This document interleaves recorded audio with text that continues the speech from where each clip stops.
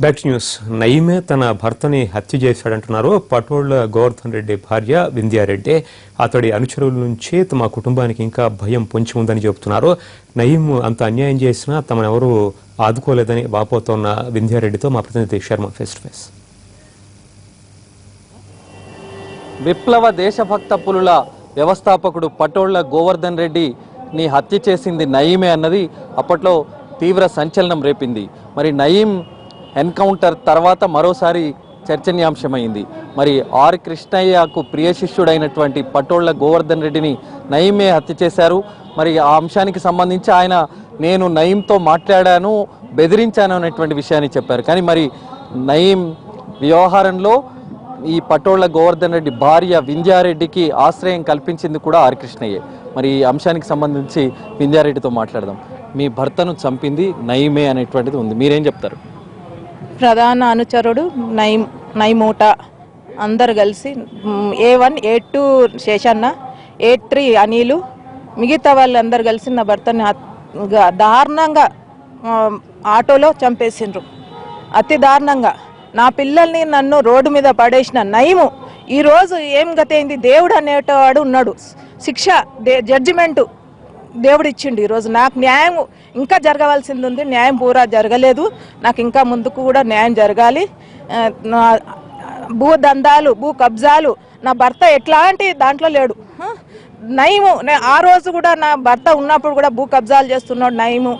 ఇట్లా అని commissioner AK ఖాన్కి కానీ దినేష్ రెడ్డి గారు కానీ డీజీపీకి అందరికీ కూడా నా భర్త కంప్లైంట్లు చేసిండు. నా ఇట్లా నయీం మీరు ఆయనని ఇది చేయండి, అదే ఆయనని పిలిచి మాట్లాడండి, ఆయనని అరెస్ట్ చేయండి, ఇట్లా బీదోలకి చెప్పండి.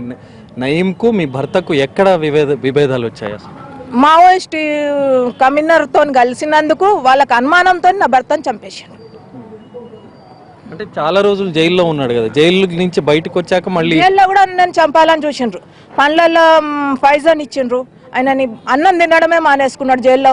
ఆయన ఎంత తొందరగా వెళ్తానని అంత అప్పుడే సిక్ అయిపోయిండు, అన్నం కూడా తినలేడు.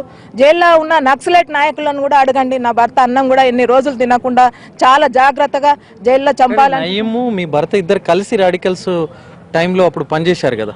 అప్పుడు అండి 2000 నుంచి నా భర్త దూరమే ఉన్నాడు నా నయీంతోని.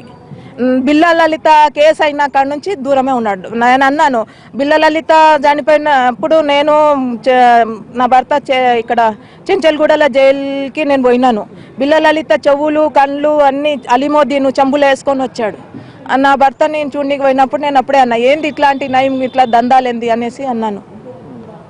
ఎప్పుడైనా నయీం మనుషులు కానీ నయీం కానీ మీతో కానీ బయటకు వచ్చినాక మీ భర్తతో ఏమైనా మాట్లాడారా? లేదండి, నాకు తెలియదు. అది మాట్లాడి నా భర్త రాసి పెట్టిన లెటర్ ఉంది. నా భర్త ప్రాణహాని ఉంది నయీంతోని, నన్ను చంపేస్తాడు నయీం, మనుషులు చంపేస్తాడని చెప్పి దినేష్ రెడ్డికి ఇచ్చిండు, మన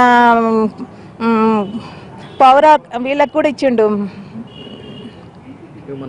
హ్యూమన్ రైట్స్కి ఇచ్చిండు, దినేష్ రెడ్డి కమిషనర్కి ఇచ్చిండు, గవర్నర్కి ఇచ్చిండు. ఎక్నాలజ్మెంట్లు అందరివి ఉన్నాయి. చనిపోకముందు నా భర్త ప్రాణహాని ఉంది, ఆయనతో నయీం నన్ను చంపేస్తాడు, నన్ను ఇట్లా నేను భూ కబ్జాలు అందరి బీదవల అందరి. భర్త కూడా పెద్ద ఎత్తున సెటిల్మెంట్లు చేసి కోట్ల రూపాయలు సంపాదించాడు అన్నది చేస్తే నేను ఈ రోజు రోడ్డు మీద ఎందుకుంటాను? నాకు ఉండడానికి కూడా గుడిసెలేదు, నాకు ఇప్పుడు ఉండడానికి ఇల్లు లేదు, కనీసం నా పిల్లల్ని కూడా చదివించుకునే స్థాయి చేసి జల్సాలు చేశాడు కానీ మీకు ఇవ్వలేదు అంటారు. తప్పు అది మాట. జల్సాలు చేస్తే ఒక కార్ అన్న ఉండాలి కదా ఆయన దగ్గర, ఒక ఏదైనా ఉండాలి కదా, ఒక ఇల్లు అన్న ఉండాలి కదా. జల్సాలు చేస్తే ఒక లగ్జరీ లైఫ్ అనేది ఉండాలి కదా. మళ్ళీ నా పిల్లలు నేను అందరు నా పిల్లలకు ఫ్రీ చదువులు చదివించుకుంటూనే వస్తున్నా కదా. ఈరోజు కూడా నేను ఆర్ కృష్ణ ఎందుకు హెల్ప్ చేస్తాడు నా పిల్లలకి? కానీ మీరు ఆర్ కృష్ణయ్య మా కుటుంబాన్ని ఆదుకున్నాడు అంటున్నారు. మరి నయీంతో కూడా ఆర్ కృష్ణయ్య చనువుగా ఉండేవాడు, మరి ఆ విషయం మీరు చెప్పలేదా? ఆర్ కృష్ణ చనువుగా ఉన్నాడా? అందరూ 10 మంది, ఆయన లీడర్ కాబట్టి ఆయన దగ్గర 10 మంది వస్తారు పోతారు. అది ఎవరు వచ్చారు ఎవరు పోయారు. నయీము అది 85, 86లో ఏమైందో నాకు తెలియదు. నాకు 90 తర్వాత ఆర్ కృష్ణయ్య చెప్పాడు ఆయనే స్వయంగా, నాకు నయీంకు మంచి సంబంధాలు ఉన్నాయి, నేను ముఖ్యమంత్రి కావాలన్నది నయీం కోరిక అనేది కూడా ఆయన చెప్పాడు. అది తెలియదండి నాకు.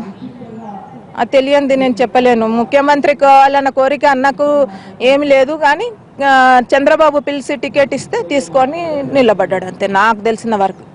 కానీ పటోళ్ల గోవర్ధన్ రెడ్డి హత్య వెనుక ఆర్ కృష్ణయ్య హస్తం ఉందన్నది కూడా ఒక ప్రచారం జరిగింది.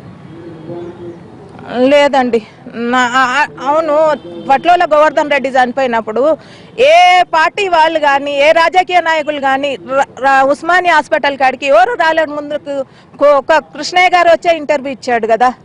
అంటే వెనక ఉండి ఆయన హస్తం ఉండి చంపించాడు, ఆ తర్వాత మీతో సానుభూతి కోసం మిమ్మల్ని చేరదీశాడనేటువంటిది కూడా ఒకటి ప్రచారం అండి. నాకు ఈ రోజు కాదు కదా, కృష్ణయ్య గారు మా అత్తమ్మ కృష్ణయ్య గారిని ఎత్తి దించింది. గోవర్ధన్ వాళ్ళ అమ్మ ఊరు కృష్ణయ్య వాళ్ళ ఊరు ఒకటి, పక్క ఇండ్లు.